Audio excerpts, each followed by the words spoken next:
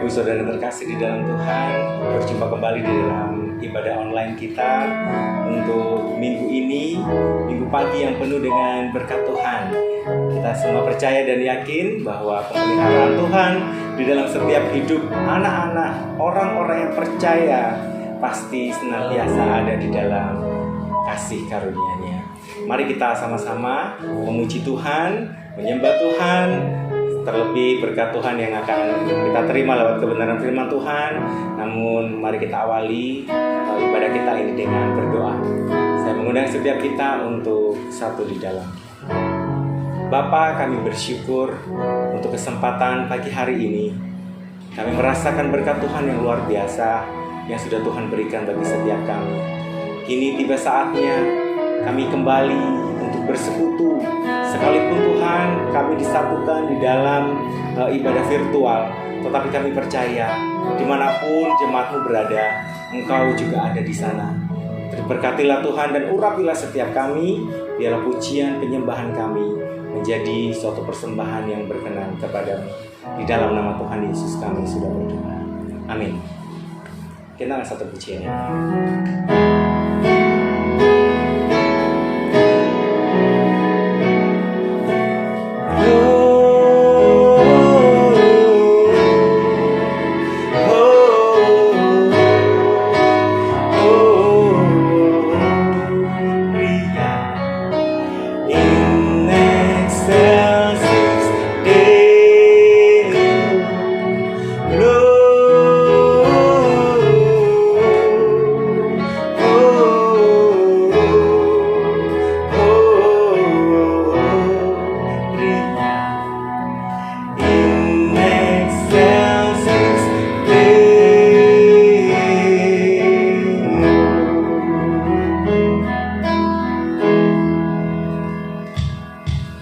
Haleluya. Pujikan pujian ini sebagai semangat Natal kita.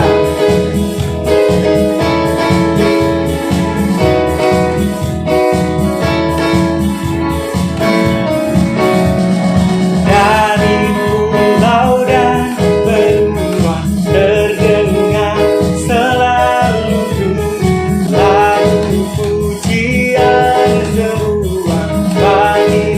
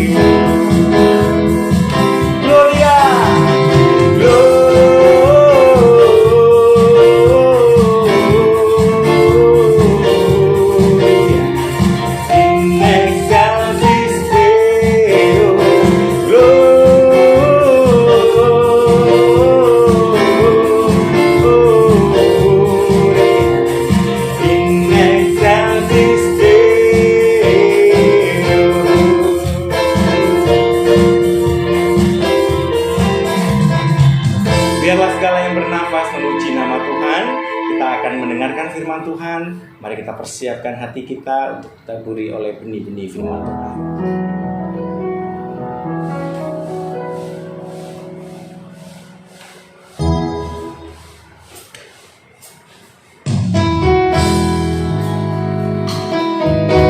Terima kasih untuk kelahiran-Mu Tuhan.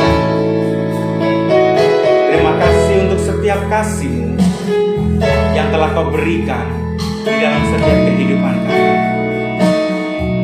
Haleluya.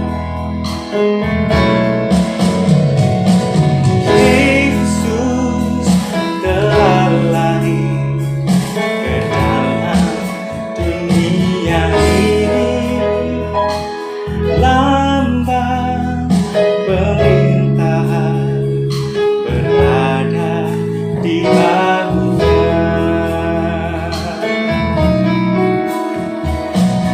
Yesus telah lahir ke dalam dunia ini, lambang pemerintahan berada di bahunya. Namanya penasehat ajaib, Allah yang perkasa, Bapa yang kekal, Raja damai. Semua manusia pujilah dan sembah Dia. Glory bagi Dia. Haleluya. Amin. Namanya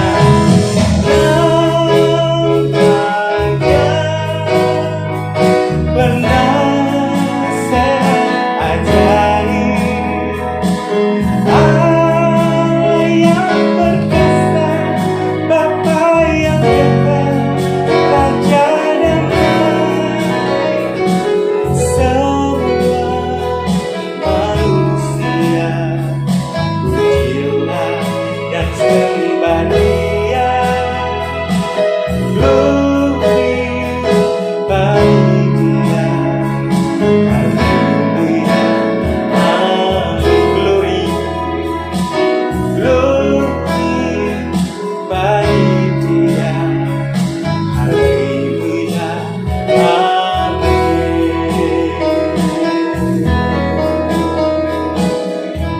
Haleluya.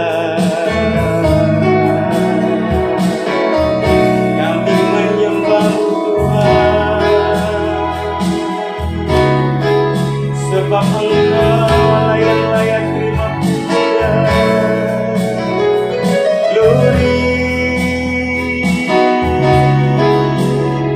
Kami tinggikan Kau Bapa.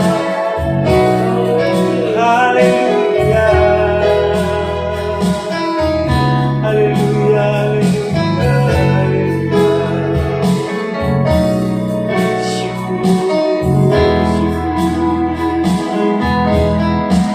Mari kita bersatu hati di dalam doa. Kembali kami datang kepadamu Tuhan.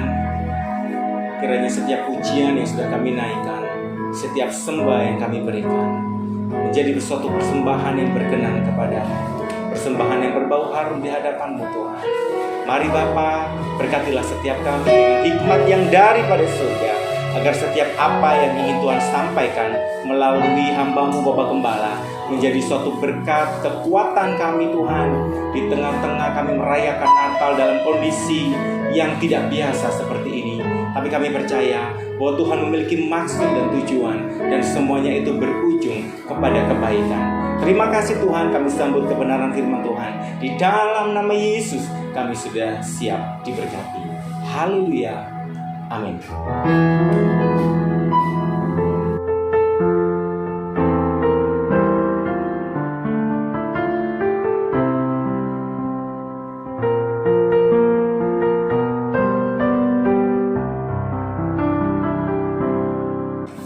Halo, shalom, selamat pagi semua, salam sejahtera di dalam kasih Tuhan Kristus.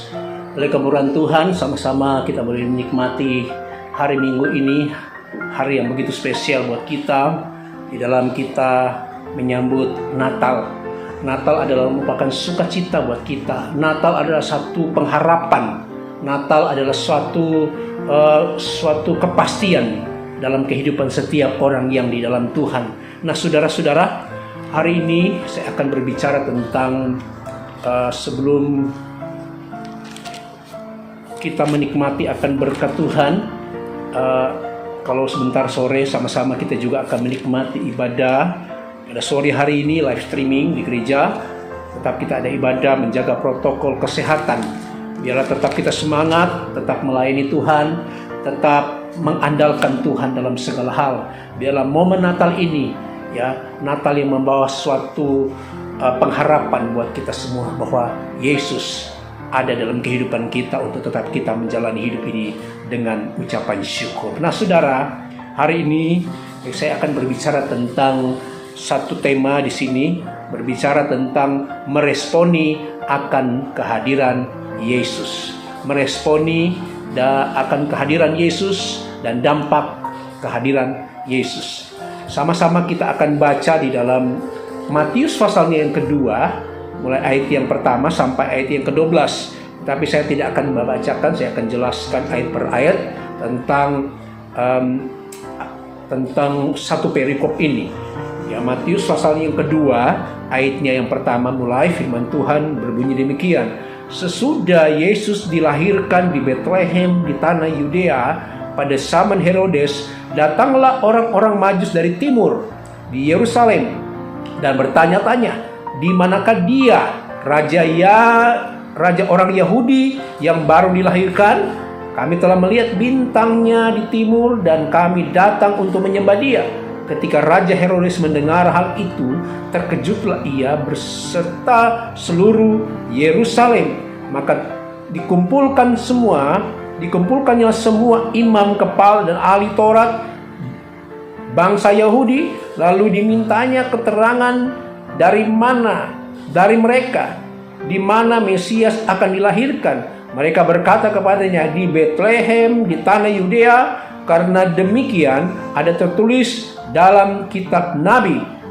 Dan engkau Betlehem tanah Yehuda, engkau sekali-kali bukanlah yang terkecil di antara mereka yang memerintah Yehuda, karena daripadamu akan bangkit seorang pemimpin yang akan menggembalakan umatku Israel. Nah, sampai di sana dulu pembacaan firman Tuhan.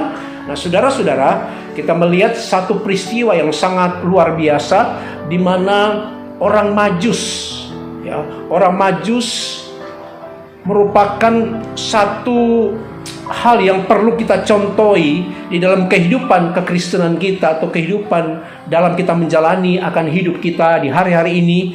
Ketika orang Majus, Alkitab berkata bahwa sesudah itu dilahirkan di Betlehem di tanah Yudea zaman Herodes, datanglah orang-orang Majus dari timur ke Yerusalem.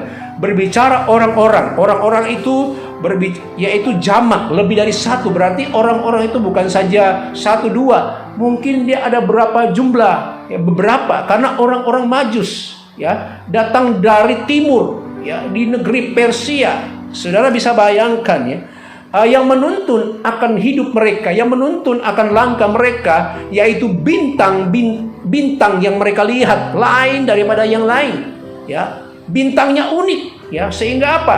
Ketika mereka melihat ada satu dorongan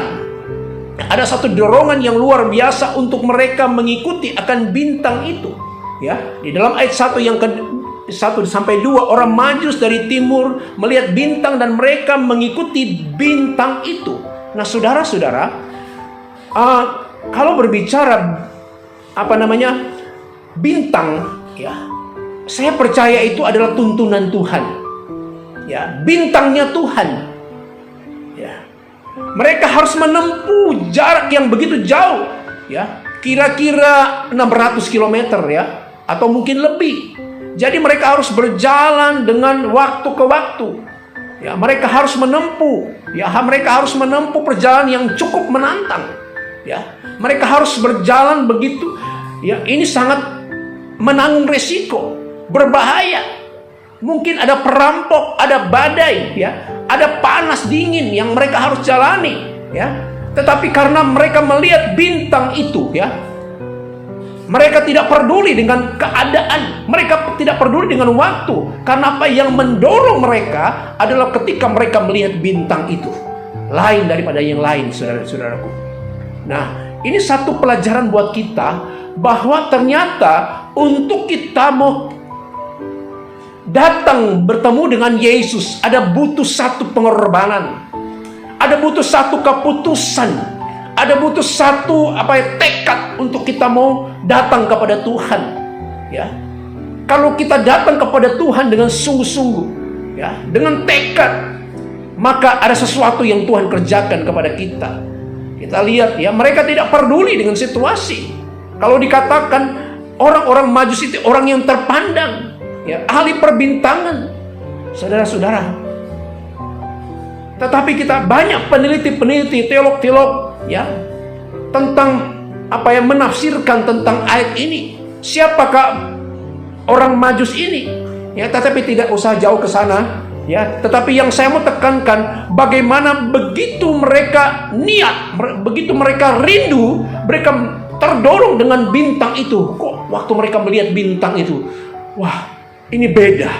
Sehingga mereka mengambil satu keputusan, ya, yang luar biasa dan penuh dengan resiko. Ya, tetapi mereka tidak peduli dengan apa yang mungkin akan terjadi dalam kehidupan mereka. Tapi saya percaya ketika mereka mengambil keputusan, disitulah Tuhan menuntun mereka, disitulah Tuhan menyertai mereka. Bintang, ya, banyak sekali dalam firman Tuhan, bintang selalu digambarkan tentang Roh Kudus, bintang, ya, tentang penyertaan Tuhan yang luar biasa. Tapi saya tidak akan menuju ke sana, ya. Jadi karena bintang yang menuntun hidup mereka, ya, sampai mereka ada di Yehuda, di tanah Yehuda, di Yerusalem, di satu tempat yang namanya Bethlehem. Bayangkan saudara-saudaraku, ya, mereka ingin bertemu dengan sosok yang luar biasa, yang akan mengubah hidup mereka, yang akan memberikan sukacita kepada mereka semua, yaitu orang-orang Majus ini. Ya, ini satu tekad yang luar biasa, ya, menuntun, bintanglah yang menuntun hidup mereka. Sekali katakan, mereka tidak peduli dengan keadaan situasi yang ada. Mungkin mereka orang berpangkat, ya, orang terpandang, tetapi mereka begitu datang untuk bertemu Sang Juru Selamat itu. Nah, saudara-saudara, setelah beberapa lama mereka berjalan, ya, mungkin beberapa bulan, ya, atau mungkin bertahun, ya, saya tidak tahu, karena pada waktu itu belum ada alat transportasi. Mereka harus memakai mungkin onta, ya, dan lain sebagainya, ya, untuk mereka menempuh perjalanan yang begitu panjang, ya. Tetapi mereka tidak goyah, ya. Mereka tetap semangat, mereka tetap melihat bintang yang menuntun kehidupan mereka. Nah, ayatnya yang kedua, kalau kita lihat di sini ayat yang kedua, sesudah mereka sampai di tanah Yehuda, di situ dan bertanya-tanya, di manakah dia raja orang Yahudi yang baru dilahirkan itu? Kami telah melihat bintangnya timur, ya, bintangnya di timur, dan kami datang untuk menyembah dia. Nah, saudara, sampailah di sana, sampailah di negeri Yehuda, mereka bertanya, di manakah raja yang baru lahir itu? Kami telah mengikuti bintangnya itu Y-nya besar, berarti bintangnya Tuhan, ya, bintangnya Tuhan, saudara. Kemudian mereka datang untuk menyembah, ya, saudara. Tujuan kita, ya, Yesuslah hadir dalam hidup saudara dan saya. Kehadiran Yesus, saudara menerima dia, tentang keselamatan yang dia tawarkan kepada kita, dan kita datang menyembah dia. Menyembah. Tidak ada lain yang kita sembah selain dia, Yesus, yang sudah datang menjelma menjadi manusia, ya. Dia sebagai Allah yang datang oleh karena kasihnya yang luar biasa. Yohanes 3:16, karena begitu besar kasih Allah akan dunia ini, sehingga dia mengaruniakan anaknya yang tunggal. Tunggal itu satu. Bukan Allah itu beranak, tetapi Allah sendiri menjadi manusia. Dia lahir di Bethlehem, saudara-saudara. Nah, saudara, kita melihat, ya, kami telah melihat bintangnya di timur, dan kami datang untuk menyembah dia. Saudarakah saudara menyembah dia? kerinduan kita datang di tempat persekutuan. Kita berjumpa dengan Yesus. Ya. Allah hadir di segala tempat. Di mana ada 2-3 orang berkumpul, di situ Dia ada. Ya, Dia ada. Jadi ketika saudara datang kepada Yesus, posisikan saudara untuk apa? Menyembah Dia. Menyembah. Memberikan yang terbaik. Ya, menyampaikan suatu hal-hal yang luar biasa kepada Sang Juru Selamat itu. Perhatikan di sini ayat yang ketiga. Kita lihat ketika Raja Herodes mendengar hal itu, terkejutlah ia beserta seluruh Yerusalem. Ayat yang ketiga di situ dikatakan, ketika Raja Herodes, Herodes terkejut, dengan kata lain dia sangat terusik. Dengan apa? Dengan kepemimpinannya. Karena apa? Merasa tersaingi. Jadi dia tidak menyadari kehadiran Yesus bukan secara jasmani. Kehadiran Yesus bukan karena menggantikan Raja Herodes, tetapi kehadirannya untuk menyelamatkan orang-orang yang ada di dalam dosa. Kehadirannya untuk menyelamatkan orang-orang yang sedang tertindas, menyelamatkan orang yang sedang dibelenggu. Inilah tujuan Yesus. Yesus datang bukan pemerintahan duniawi, tetapi Yesus datang untuk kerajaan kekekalan. Dia datang supaya siapa yang percaya.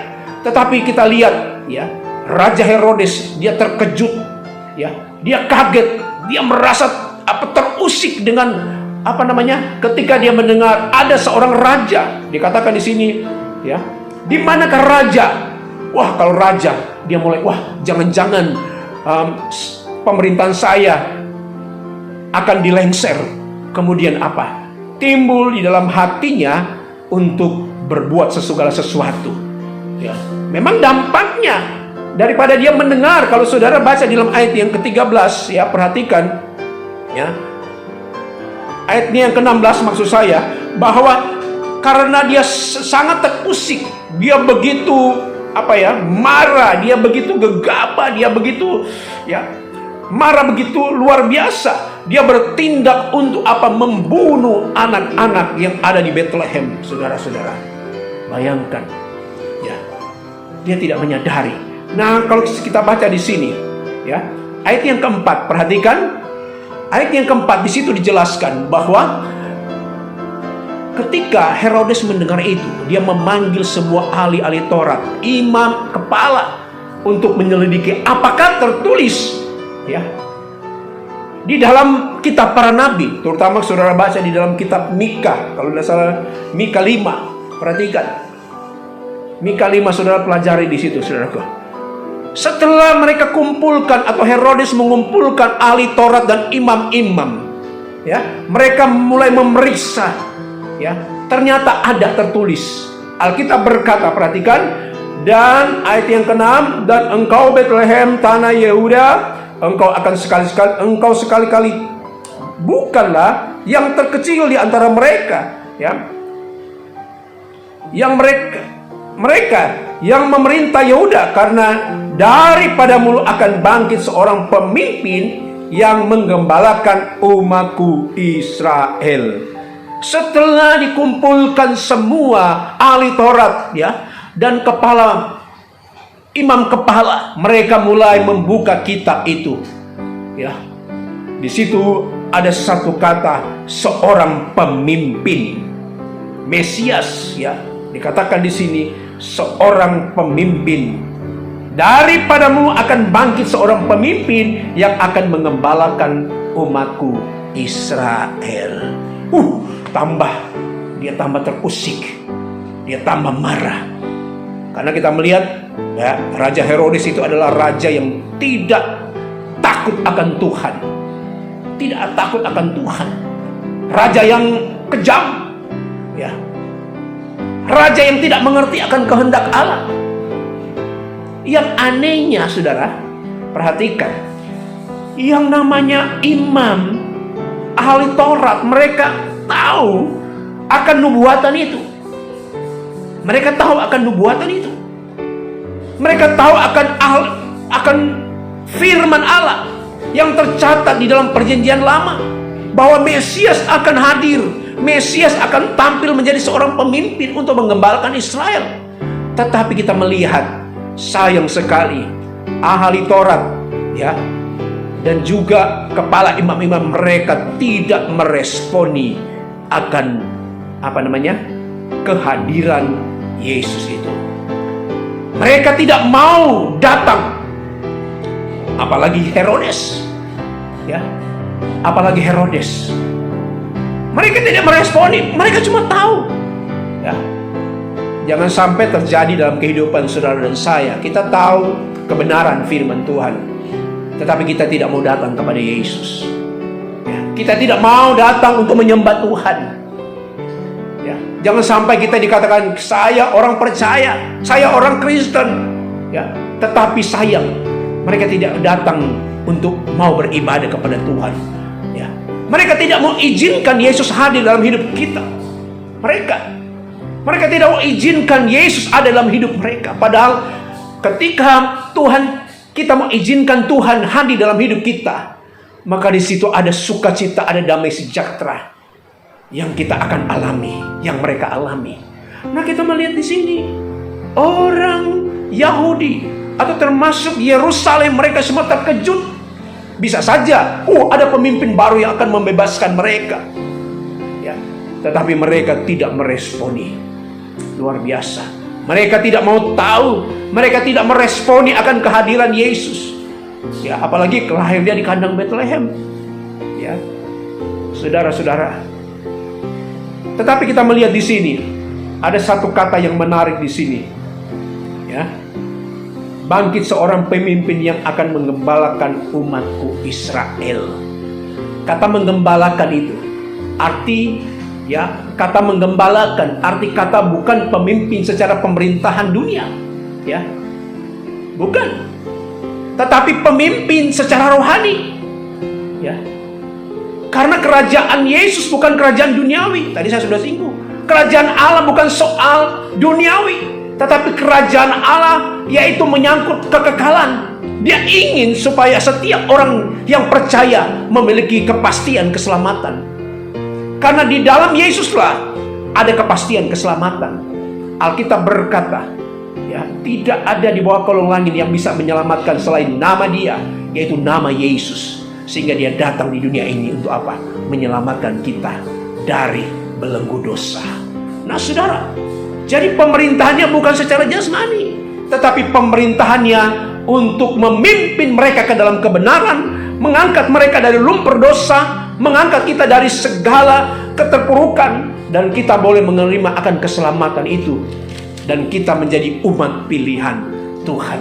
Dia akan mengembalakan kita. Nanti hari Minggu sore, sebentar sore, saya akan sampaikan tema kita, Natal kita, bahwa dia akan datang segera. Natal yang luar biasa, Natal yang begitu dahsyat. Kedatangan Yesus yang pertama menyelamatkan kita.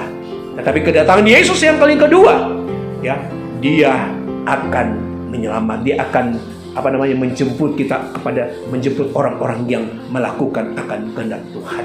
Nah, saudara-saudara perhatikan, Dia akan mengembalakan. Dia akan mengembalakan umat Israel, baik secara Israel jasmani maupun secara Israel rohani. Siapakah Israel rohani? Saudara dan saya, kita semua, ya. Tapi saya percaya kalau saudara meresponi akan kehadiran Yesus, ya, saudara meresponi akan Yesus hadir dalam hidup saudara, ada satu perubahan, ada sesuatu yang terjadi dalam kehidupan kita, kehidupan keluarga kita, ya, kehidupan di mana kita beranjak. Tuhan pasti akan menyertai, sebab Alkitab berkata, Dia yang disebut adalah Allah Immanuel. Katakan amin. Tuhan Yesus memberkati saudara. Jadi kita melihat ayat 7-9, kita lanjut, ya. Siasat Herodes, ya, orang Majus, ya. Siasat Herodes, kalau orang Majus bertemu dengan Yesus, sampaikan Herodes ingin mau menyembah Dia. Ya, ini penyembahan yang palsu. Perhatikan kalau kita baca ayat 7-9. Lalu dengan diam-diam Herodes memanggil orang-orang Majus itu dengan teliti, bertanya kepada mereka, bila manakah bintang itu nampak? nampak. Kemudian ia menyuruh mereka ke Betlehem, katanya, pergilah dan selidikilah dengan seksama hal-hal yang mengenai anak itu, dan segera sesudah kamu menemukan dia, kabarkanlah kepadaku supaya aku pun datang menyembah dia. Menyembah dia. Ini penyembahan yang palsu. Karena apa? Tujuan Herodes bukan menyembah Yesus, tetapi dia ingin membunuh, dia ingin berniat membinasakan Yesus. Karena apa? Dia merasa tersaingi dengan yang sudah tertulis di dalam kitab Mika ini, saudaraku. Kitab nubuatan banyak. Ada beberapa nubuatan tentang di dalam perjanjian lama tentang kehadiran Yesus, seorang pemimpin. Ya, saudara-saudara, perhatikan. Tetapi penyembahan yang palsu, ya, penyembahan yang tidak berkenan. Di mulut beda, tetapi di hatinya ada satu tindakan untuk membinasakan Yesus. Tetapi dia adalah Allah Immanuel. Dia adalah Raja di atas segala raja. Tidak ada seorang pun yang sanggup melakukan hal-hal yang buruk kepada Sang Juru Selamat itu, karena dia adalah Allah. Nah, saudara, tetapi kita melihat, ya, ketika orang Majus, ayat yang ke-10 saya pelajari di sini, ketika mereka melihat bintang itu, sangat bersukacitalah mereka. Luar biasa.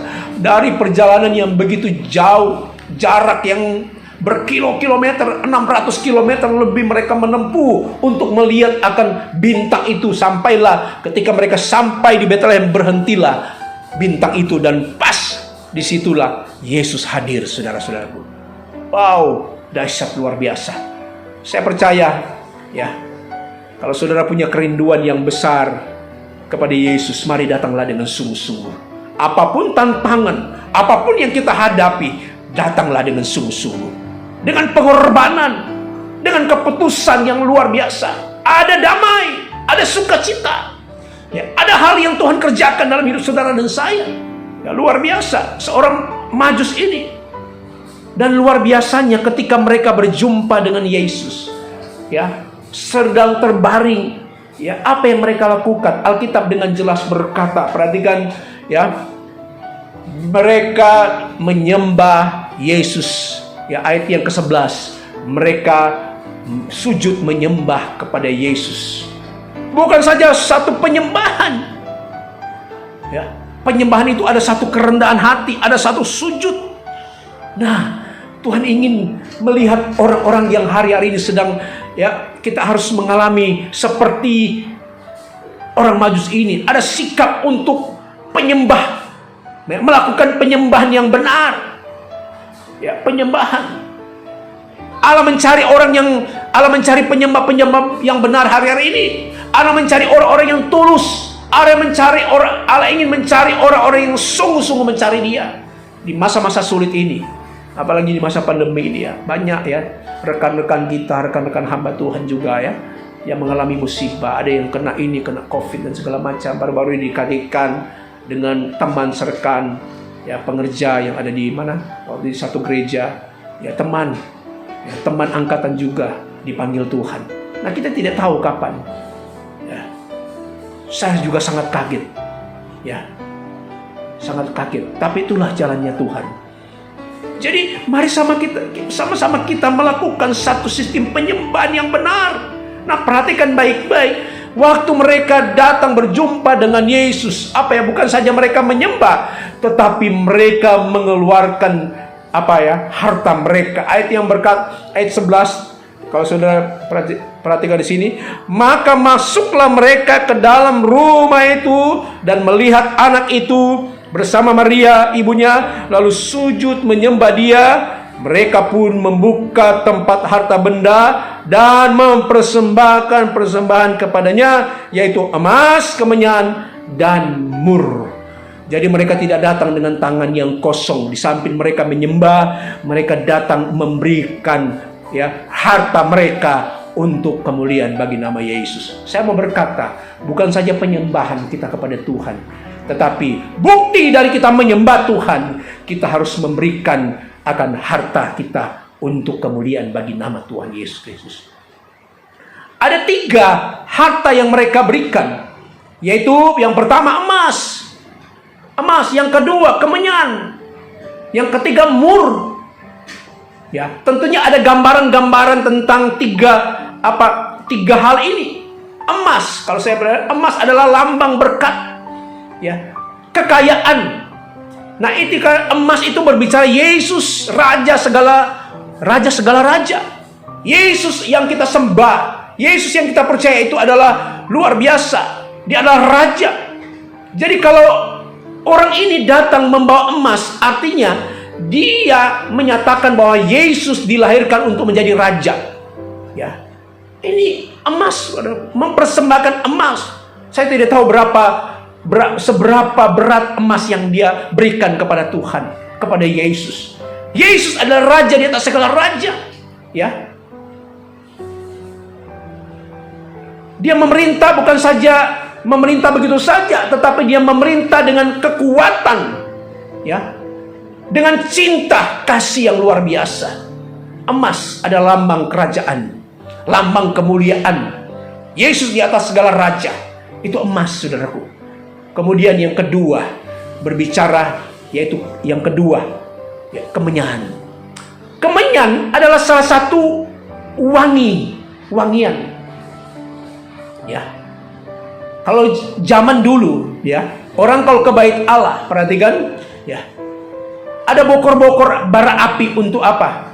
Ya, untuk orang-orang Yahudi mempersembahkan sesuatu kepada Tuhan, ya, dengan memasukkan apa? Kemenyan. Ya, kemenyan itu kan bau harum. Ketika dibakar, ya, di dalam satu tempat, ya, bahwa sehingga mengeluarkan asap wangi-wangian, ya, menjadi satu dupa yang berbau harum. Ya, ini gambaran kemenyan. Ya, kemenyan itu berbicara tentang apa, ya? Pengurapan kuasa Allah turun ke atas kita semua. Ada satu penyembahan, ada satu wangi-wangian. Itu kemenyan. Ya, luar biasa. Inilah Yesus. Ini berbicara dengan apa, ya? 3 apa, ya? Allah Bapa, Allah Anak, dan Allah Roh Kudus. Ya, perhatikan. Ya, Tritunggal. Jadi kemudian mur. Apa itu mur?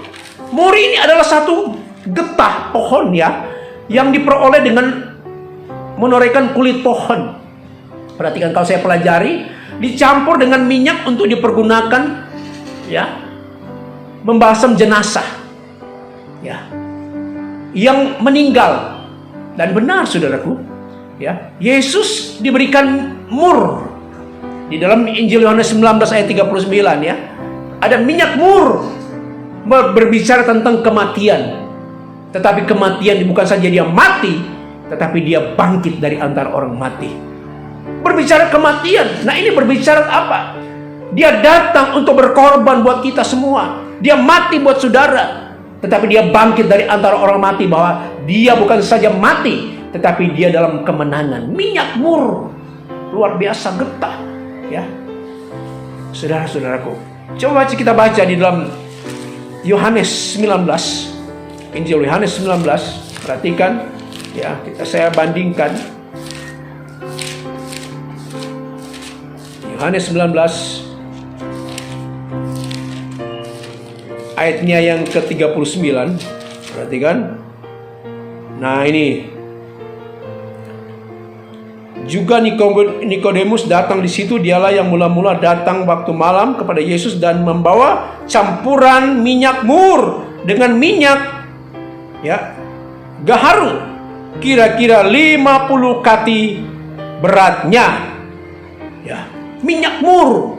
Nikodemus, ya, perhatikan, ya, sekali lagi, ya, Nikodemus datang ke situ. Dialah yang mula-mula datang waktu malam kepada Yesus. Ia membawa campuran minyak mur. Kita lihat Nikodemus, seorang ahli Taurat, ya, seorang ahli Taurat, ya, tetapi dia sendiri percaya kepada Yesus.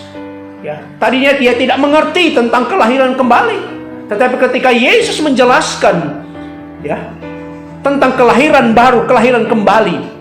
Maksudnya di dalam Yesus ada kelahiran, di dalam Yesus ada pemulihan. Dan Nikodemus ini salah satu ahli Taurat, ya, guru besar, ya, yang percaya kepada keselamatan.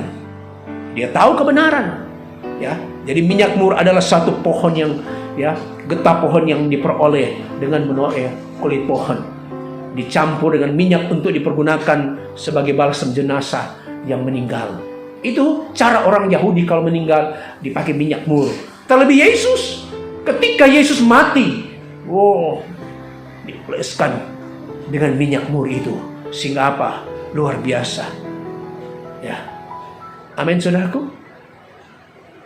Kita lihat persembahan yang diberikan oleh oleh orang Majusi ini.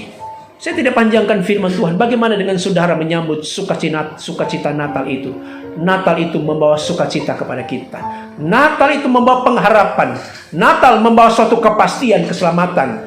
Mari responi kehadiran Yesus. Jangan seperti orang Yahudi, ya. Jangan seperti orang-orang ahli Taurat, ya. Orang Farisi, ya. Mereka tahu akan kebenaran, tetapi mereka menutupi. Mereka tidak mau datang kepada Yesus untuk menyembah Dia, ya. Begitu juga dengan Raja Herodes. Apalagi Raja Herodes, dia penuh dengan kebencian, ya. Dia berkata kepada orang Majus, saya akan mau menyembah Dia, tetapi itu adalah penyembahan yang palsu, ya. Bukan menyembah, tetapi dia ingin membinasakan Yesus dari segala di muka bumi. Tetapi rencana Tuhan itu tidak pernah gagal. Amin. Jadi mari sama-sama saudara, momen Natal ini, sekalipun Natal saat ini berbeda dengan tahun yang lalu, tetapi tidak menghilangkan untuk kita mau meresponi akan Natal itu. Natal merupakan bagian dalam hidup saudara ketika sungguh-sungguh datang, sungguh-sungguh melayani Tuhan, ya. Jadilah seperti orang Majus. Dia datang dengan begitu jauh, dengan menantang, tetapi tidak peduli. Karena apa? Dia ingin bertemu dengan Yesus. Kita ini sekarang fasilitas lengkap. Ada apa segala macam, ada mobil, ada sepeda motor, semua. Tidak ada alasan hujan, tidak ada alasan ini. Ada fasilitas. Ya, jangan pernah ada alasan untuk datang beribadah kepada Tuhan kecuali engkau sakit. Ya, selalu punya alasan. Banyak orang Kristen kenapa tidak datang? Beginilah, begitulah, hujan deras, angin, ya, saudaraku. Tetapi mari sama-sama jadilah seperti orang Majus ini, datang, ya, untuk datang menyembah Dia, ya. Amin, saudara. Biarlah momen Natal ini, mari kita meresponi akan kehadiran Yesus, karena Yesuslah yang mengubah hidup kita. Yesus yang memberikan pengharapan. Di dalam Yesus yang memberikan suatu pemulihan buat kita. Mungkin engkau lemah hari ini, mungkin engkau sedang kegagalauan. Mari sama-sama kita meresponi akan kehadiran Yesus. Jangan sampai Yesus tidak ada dalam hidup kita. Kita lihat kejadian baru-baru ini yang begitu menakutkan, begitu mencekam, ya, tidak manusiawi. Ibu bunuh anak, ya, suami bakar istri, dan banyak sekali kejadian. Karena apa? Tidak ada Yesus, tidak ada Tuhan dalam hidupnya, sehingga kesulitan datang, ya, tantangan datang. Krisis ekonomi datang. Mereka berbuat sesuatu yang di luar batas. Karena apa? Tidak ada Tuhan. Tidak ada Tuhan. Ya, ini yang terjadi hari-hari ini. Dunia ini sedang lenyap dengan berbagai macam keinginannya. Tetapi orang yang melakukan kehendak Tuhan akan tetap kekal selama-lamanya. Bila momen Natal ini menjadi bagian dalam hidup kita, tetap semangat, tetap melayani Tuhan. Jadilah seperti orang Majus ini. Dia datang menyembah Tuhan dan memberikan hartanya untuk Tuhan. Saudara punya harta, mari gunakan untuk kemuliaan bagi Tuhan. Jangan berfoya-foya. Saudara punya fasilitas, berikan untuk Tuhan. Saudara punya talenta, gunakan untuk Tuhan. Karena apa? Satu saat kita tidak bisa berbuat apa-apa. Kita manusia biasa, ada batasnya. Selalu saya katakan semua ada batasnya. Kita tidak bisa berbuat apa-apa. Sebab itu saudara, kesempatan ini di momen Natal ini, ya, kita bukan lagi hari-hari kita bukan lagi menyambut Natal secara baik, tetapi hari-hari ini kita sedang menyambut kedatangan Yesus kali yang kedua. Persiapkan hidup saudara dan saya, persiapkan rohani kita, ya. Seperti yang saya katakan tadi, tema Natal kita, ya, Dia akan datang segera. Jangan lengah, jangan suam-suam kuku, jangan kita bermalas-malasan untuk datang beribadah. Mari cari Tuhan di masa sulit ini, karena engkau mencari Tuhan, di situ ada damai sejahtera, ada kekuatan iman. Biarlah berkat Tuhan ada dalam hidup saudara. Mari sama-sama ya kita tetap semangat untuk melayani Tuhan. Selamat Natal buat kita semua. Ya, biarlah Natal ini memberikan satu kekuatan buat kita semua, semangat yang baru. Puji Tuhan. Mari sama-sama kita berdoa. Ya, kita akan tamatkan ibadah kita. Segala puji syukur hanya bagi nama Yesus Kristus. Terima kasih buat firman Allah yang hamba sampaikan, memberkati kami, memberikan yang terbaik buat kami Tuhan. Berkati Wempi yang sudah memimpin akan pujian. Biarlah berkati dia dalam segala perkara Tuhan. Terima kasih. Berkati firman Allah yang kami sudah sampaikan, memberkati kami. Biarlah respon Natal ini, biarlah Natal ini dalam kehidupan kami tetap menyambut akan kehadiran Yesus.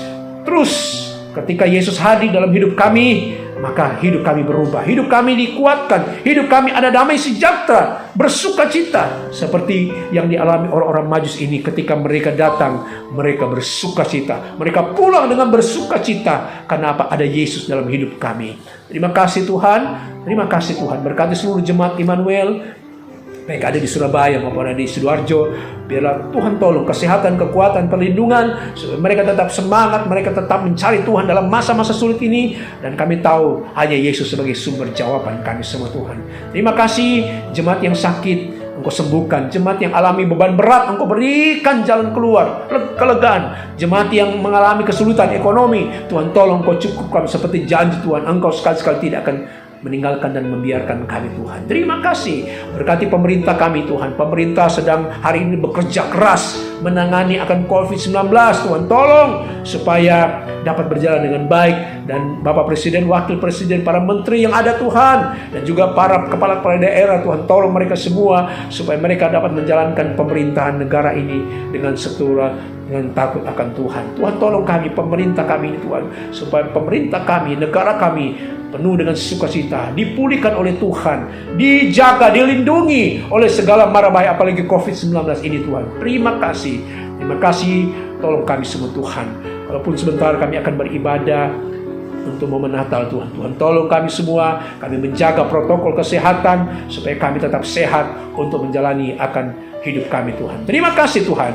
Inilah doa kami. Mari sama-sama kita terima berkat. Saudara, biarlah berkat daripada Allah Bapa, cinta kasih sayang di dalam Yesus Kristus, persekutuan Allah Kudus senantiasa menyertai memberkati kami mulai saat ini sampai selama-lamanya. Di dalam berkat nama Yesus Kristus. Haleluya. Amin. Tuhan Yesus memberkati. Nama Tuhan dipermuliakan. Selamat Natal. Haleluya.